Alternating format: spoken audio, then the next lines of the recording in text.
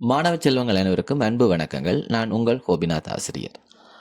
காப்போத்த சாதாரணதர பரீட்சையை இன்னும் ஓரிரு நாட்களில் எழுத உள்ள மாணவர்கள், இந்த காப்போத்த சாதாரணதர பரீட்சை என்பது உங்களுடைய வாழ்க்கையின், உங்கள் எதிர்காலத்தினுடைய ஒரு முக்கியமான படி என்பதை நீங்கள் உணர்ந்திருப்பீர்கள். ஏனெனில் உயர்தரத்திலே ஒரு நல்ல துறையை தெரிந்தெடுத்து கொள்வதற்கும், அதேபோல் பல்கலைக்கழகத்திலே நீங்கள் விரும்பிய துறையிலே பாடங்களை கேட்பதற்கும் அடிப்படையான தகுதியை தருவது இந்த காப்போத்த சாதாரணதர பரீட்சை.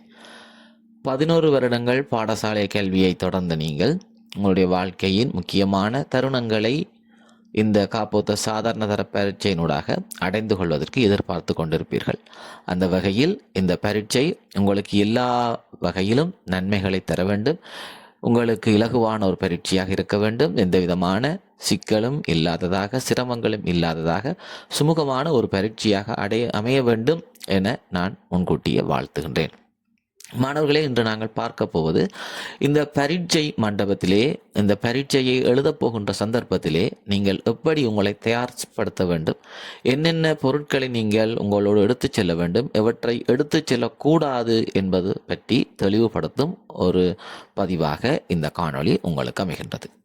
பொதுவாக நாங்கள் இந்த காணொளியில் பரீட்சை மண்டபத்திற்கு போகும் பொழுது என்னென்ன பொருட்களை எடுத்து செல்ல வேண்டும், பரீட்சை மண்டபத்திற்கு எத்தனை மணிக்கு செல்ல வேண்டும், பரீட்சை மேற்பார்வையாளர்கள் உங்களுக்கு எத்தகைய அனுகூலங்களை செய்வார்கள், அதேபோல பரீட்சை மண்டபத்தினுடைய விதிகள் என்ன, நீங்கள் பரீட்சைக்கு எப்படி உங்களை தயார்படுத்த வேண்டும் ஆகிய விடயங்களை நாங்கள் பார்க்க இருக்கின்றோம். கவனிக்க வேண்டிய விடயம், பரீட்சை மண்டபத்திற்கு செல்வதற்கு முதல் உங்களுடைய அனுமதி அட்டைகளை நீங்கள் சரிபார்த்து கொள்ள வேண்டும். பாடசாலையிலிருந்து உங்களுக்கு கிடைக்கப்பட்ட அனுமதி அட்டைகளை, உங்கள் பெயர், உங்களுடைய அடையாள அட்டை இலக்கம், பாடசாலை, அதே போல் நீங்கள் விண்ணப்பித்த பாடங்கள், அந்த பாடங்களுக்கான ஒழுங்குகள் எல்லாம் சரியாக இருக்கின்றன என்று 1க்கு 2 தடவை நன்றாக சரிபார்த்து கொள்ளுங்கள். அதே போல் அப்படி இல்லாவிட்டால் நீங்கள் உங்களுடைய கடவுச்சீட்டு அல்லது அனுமதி பத்திரம், வாகன அனுமதி பத்திரத்தையும் நீங்கள் பயன்படுத்தி கொள்ளலாம். ஆனால் பாடசாலை பரீட்சார்த்திகளை பொறுத்தவரை பரீட்சை திணைக்களம் கண்டிப்பாக எதிர்பார்ப்பது உங்களுடைய தேசிய அடையாள அட்டையை. எனவே அந்த தேசிய அடையாள அட்டையையும் உங்களோடு எடுத்துக்கொள்ளுங்கள். இந்த இரண்டும் உங்களுடைய பரீட்சையை உறுதிப்படுத்துவதற்கான ஆவணங்கள். இதற்கு மேலதிகமாக நீங்கள் தயார்படுத்த வேண்டியது உங்களுடைய எழுது கருவிகள். பரீட்சைக்கு செல்லுகின்ற பொழுது எப்பொழுதும் 2க்கு மேற்பட்ட பேனைகளை உங்கள் வசம் வைத்திருங்கள். வழமையாக நீங்கள் எந்த பேனையை எழுதி பயன்படுத்துகிறீர்களோ அதே பேனையிலே 2-3 பேனைகள் வைத்துக் கொள்ளுங்கள். பேனைகளை பொறுத்த வரைக்கும் நீலம் அல்லது கருப்பு பேனைகள் பயன்படுத்துவது நல்ல. குறிப்பாக நீல பேனை பயன்படுத்துவது மிகச்சிறப்பு. இல்லை, கருப்பு பேனை பயன்படுத்த விரும்புபவர்கள் கருத்த பேனையை பயன்படுத்தலாம். ஏனைய நிறங்களை தவிர்த்து கொள்ளுங்கள். உதாரணமாக சிவப்பு, பச்சை, ஊதா இப்படியான நிறங்களை எல்லாம் தவிர்த்து கொள்வது நல்லது. ஏனென்று சொன்னால் மேற்பார்வையாளர்கள், அதாவது விடைத்தாள் திருத்துகின்ற உத்தியோகத்தர்கள், பரீட்சகர்கள் இவ்வாறான நிறங்களை பயன்படுத்துவதற்கான சந்தர்ப்பங்கள் இருப்பதனாலே நீங்கள் அப்படியான நிறங்களால் எழுதுவதை தவிர்த்து கொள்வது நல்லது. எனவே நீலம் அல்லது கருப்பு பேனா மாத்திரம் நீங்கள் கொண்டு செல்லலாம். அதே போல நீங்கள் பகுதி ஒன்றிலேயே குறித்து கொள்வதற்காக வசதிக்காக பென்சில், அதே போல இரேசர், அதே போல அடிமட்டம் தேவைப்படுபவர்கள் அடிமட்டம் பயன்படுத்துங்கள். அடிமட்டத்தை பொறுத்த வரைக்கும் ஊடு செல்லக்கூடிய, அதாவது டிரான்ஸ்பரண்ட் என்று சொல்லுவோம், நீங்கள் அந்த அப்படிப்பட்ட டிரான்ஸ்பரண்ட் அடிமட்டத்தை பயன்படுத்துவது பாதுகாப்பானது. அதே போல பிள்ளைகள், நீங்கள் பரீட்சை மண்டபத்திலே செல்லுகின்ற பொழுது உங்களுக்கு கணிப்பான்களை கொண்டு செல்வதற்கான அனுமதி கிடையாது. ஆகையினால் நீங்கள் கணிப்பான் இல்லாததாக நீங்கள் பார்த்து கொள்ளுங்கள். அதே போல் தண்ணீர் போத்தல்கள் நீங்கள் மிகச்சிறப்பு அந்த லேபிள்கள் இல்லாத தண்ணீர் போத்தல், லேபிள்கள் இல்லாத தண்ணீர் போத்தல்களை கொண்டு போவது பாதுகாப்பானது. அதே போல் உங்களிடம் இருக்கக்கூடிய பாக்ஸஸ், நீங்கள் உங்களுடைய எழுது கருவிகளை பயன்படுத்துவதற்காக எடுத்து செல்லக்கூடிய பாக்ஸ் அதுவும் ஊடு செல்லக்கூடிய டிரான்ஸ்பரண்டான பாக்ஸஸாக இருந்தால் இன்னும் பாதுகாப்பானது. அதாவது நீங்கள் உள்ளே எதையும் மறைத்து எடுத்து செல்லவில்லை என்பதை காட்டக்கூடிய மாதிரி உங்களுடைய அந்த பென்சில் கேசஸ் இருப்பது இன்னும் சிறப்பானதாக இருக்கும். பரீட்சை மண்டபத்திற்கு எடுத்து செல்லக்கூடாத பொருட்கள் என்று சொல்லுகின்ற பொழுது சில பொருட்களை பரீட்சை திணைக்களம் கண்டிப்பாக தடை விதித்திருக்கிறது. குறிப்பாக உங்களுடைய கை தொலைபேசி, அதேபோல் ஸ்மார்ட் கடிகாரங்கள், இயர்ஃபோன்கள், ஹெட்ஃபோன்கள், அதேபோல் குறிப்புகள், அதேபோல் துண்டு சிட்டைகள், குறிப்புகள் எழுதப்பட்ட சிட்டைகள் முதலான இவற்றையும் நீங்கள் கொண்டு செல்ல முடியாது. தற்செயலாக நீங்கள் செவித்திறன் குறைவாக கேட்கக்கூடிய மாணவர் என்று சொன்னால் அதற்குரிய உபகரணத்தை மாத்திரம் பயன்படுத்தலாம். அது அதற்கு முன்கூட்டியே மேற்பார்வையாளருடைய அனுமதியோடு அதை நீங்கள் பயன்படுத்துவதற்கான சந்தர்ப்பம் காணப்படும். ஏனைய மாணவர்கள் எந்த காரணம் கொண்டும் உங்களிடம் இருக்கக்கூடிய இயர்ஃபோன், ஸ்மார்ட் போன்கள் அப்படியான எந்த பொருட்களையும் எலக்ட்ரானியல் சாதனங்களை நீங்கள் பயன்படுத்த முடியாது என்பதை கவனத்தில் கொள்ளவும். அதனை சோதிப்பதற்காக பரீட்சை மேற்பார்வையாளர்கள் எந்த நேரத்திலும் உங்களை பரிசோதனை செய்யலாம், எந்த நேரத்திலும் உங்களை சோதனை செய்யலாம். இப்படியான உபகரணங்கள் ஏதாவது உங்களிடம் இருக்கிறதா என்பதை அறிந்து கொள்வதற்காக. எனவே அப்படிப்பட்ட சந்தர்ப்பங்களில் நீங்கள் அவர்களுக்கு ஒத்துழைக்க வேண்டும். இப்படியான சிக்கல்கள் வருவதை தவிர்ப்பதற்காக நீங்கள் இப்படிப்பட்ட எந்த ஒரு உபகரணத்தையும் எடுத்து செல்வதை தவிர்த்து கொள்வது மிகச்சிறப்பு. நீங்களும் தடுமாற்றம் இல்லாமல் பரீட்சையை சிறப்பாக எழுதுவதற்கு உதவியாக இருக்கும். மூன்றாவது விடயம், எத்தனை மணிக்கு நாங்கள் பரீட்சை மண்டபத்திற்கு செல்ல வேண்டும்? பரீட்சை மண்டபத்தை பொறுத்த வரைக்கும் நீங்கள் முடிந்தளவு 30 தொடக்கம் 45 நிமிடங்களுக்கு முன்பாகவே பரீட்சை மண்டபத்தில் இருக்க பழகிக்கொள்ளுங்கள். அதாவது பரீட்சை மண்டபத்தினுள்ளே ஒரு 15 அல்லது 30 நிமிடங்களுக்கு முதல் தான் அழைப்பார்கள். நீங்கள் அந்த பரீட்சை வளாகத்தில், பரீட்சை மண்டபம் இருக்கின்ற வளாகத்தினுள் ஒரு 45 நிமிடங்களுக்கு முன்னதாகவே அங்கு சென்று நிற்பது தேவையற்ற தாமதங்களை, தடுமாற்றங்களை தடுக்கலாம். காரணம், நீங்கள் ஒரு மட்டுமட்டான நேரத்திலே வீட்டிலிருந்து புறப்படுகின்ற பொழுதோ அல்லது பரீட்சை மண்டபத்துக்கு வருகின்ற பொழுதோ வருகின்ற வழியிலே ஏதாவது இடர்பாடுகள் ஏற்படலாம், ஏதாவது விபத்துகளோ அல்லது தவிர்க்க முடியாத அசம்பாவிதங்களோ கூட ஏற்படலாம். இப்படியான அசம்பாவிதங்களை தவிர்ப்பதற்காக நீங்கள் ஒரு 45 நிமிடங்களுக்கு முன்னதாக பரீட்சை மண்டபத்திலே இருப்பதற்கு, அந்த பரீட்சை வளாகத்திலே இருப்பதற்கு நீங்கள் தயாராகிவிட்டீர்களாக இருந்தால் வீணான தடுமாற்றங்களை தவிர்த்து கொள்ளலாம். அதே போல நீங்கள் பரீட்சை தாமதமாக செல்லுகின்ற பொழுது, ஒரு 5 நிமிடங்களோ 10 நிமிடங்களோ தாமதமாக செல்லுகின்ற பொழுது உங்களுக்கு வினாத்தாள் தாமதமாக தரப்பட்டாலும் உங்களுக்கு மேலதிகமாக எழுதுவதற்கான நேரம் தரப்பட மாட்டாது.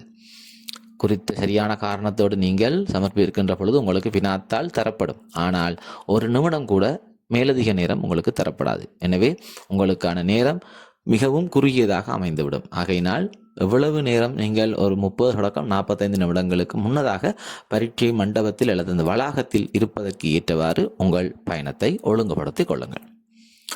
அடுத்த விடயம், மேற்பார்வையாளர் உங்களுக்கு என்னென்ன பொருட்களை தருவார்?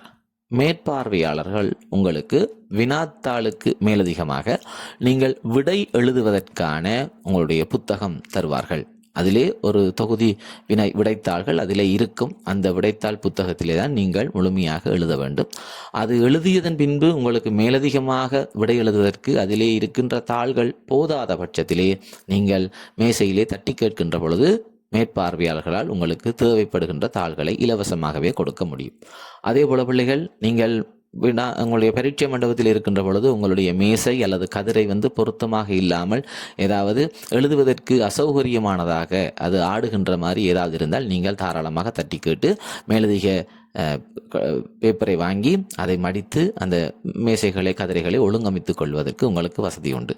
அதே போல் நீங்கள் ரஃப் பயன்பாட்டுக்கு, அதாவது செய்முறை பயன்பாட்டுக்கு தேவையான தாள்களையும் பெற்றுக்கொள்ளலாம்.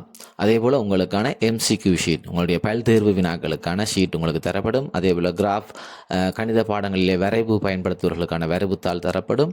அதே போல் சித்திரப்பாட மாணவர்களுக்காக சித்திரம் வரைவதற்கான தாள்கள், அச்சு பதிக்கக்கூடிய தாள்கள் எல்லாம் உங்களுக்கு தரப்படும். எனவே நீங்கள் வெளியிலிருந்து எந்த ஒரு காகிதாதிகளையும் பரீட்சை மண்டபத்துக்குள் எடுத்து செல்ல முடியாது.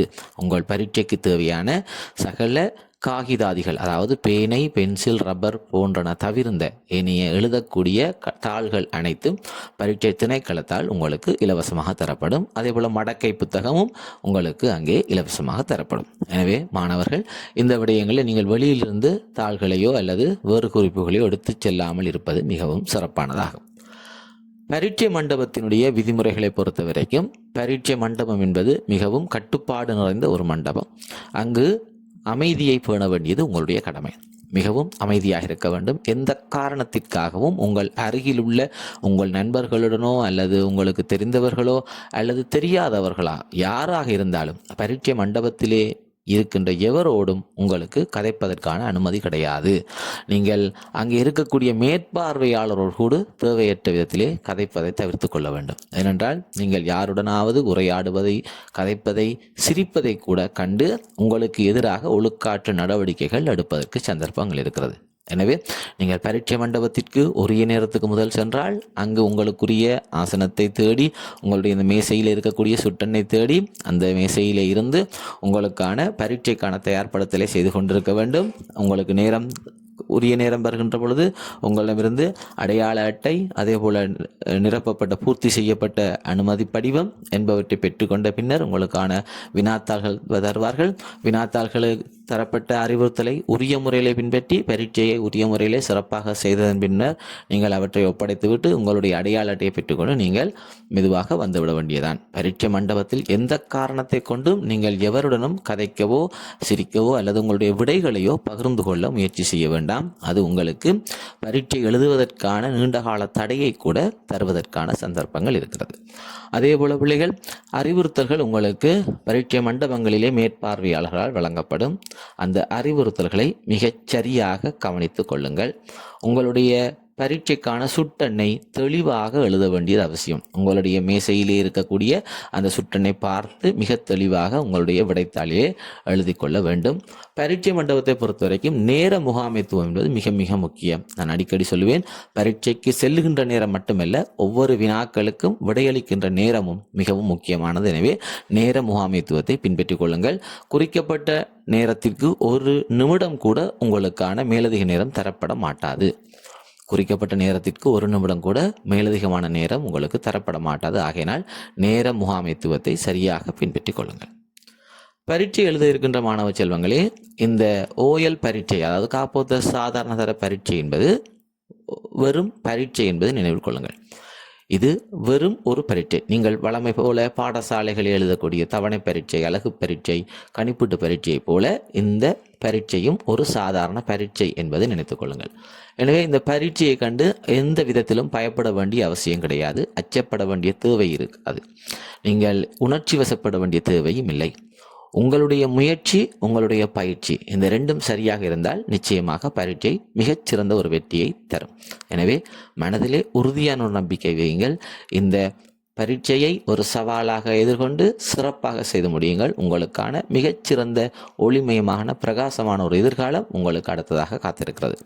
எனவே இந்த சாதாரண தர பரீட்சை என்பது உங்களுடைய வாழ்க்கையினுடைய ஒரு படிக்கட்டு. இந்த படிக்கட்டை மிக நிதானமாக, அவதானமாக எடுத்து வைத்து கடந்து செல்லுங்கள். வெற்றி நிச்சயம் உங்களுக்கு உண்டாகும். எனவே மாணவ செல்வங்களே, இந்த நடக்க இருக்கின்ற சாதாரண தர பரீட்சையிலே நீங்கள் மிகச்சிறப்பாக சித்தியடைந்து உயர் தரத்திலே பொருத்தமான ஒரு துறையை தெரிவு செய்து பல்கலைக்கழகத்திலே மிகச்சிறந்த ஒரு பட்டதாரியாக வெளிவரவும், நாட்டுக்கு ஒரு நல்ல பிரஜையாக வர வேண்டும் என்று உங்களை நான் வாழ்த்துகின்றேன், பிரார்த்தனை செய்கின்றேன். மனதளவிலும் உடலளவிலும் அச்சம் கொள்ள வேண்டாம். நம்பிக்கையோடு எழுதுங்கள். உங்களால் முடியும். உங்களால் நிச்சயமாக வெற்றி கொள்ள முடியும். உங்கள் அத்தனை பேருக்கும் என்னுடைய வாழ்த்துக்களும் ஆசிகளும். நன்றி.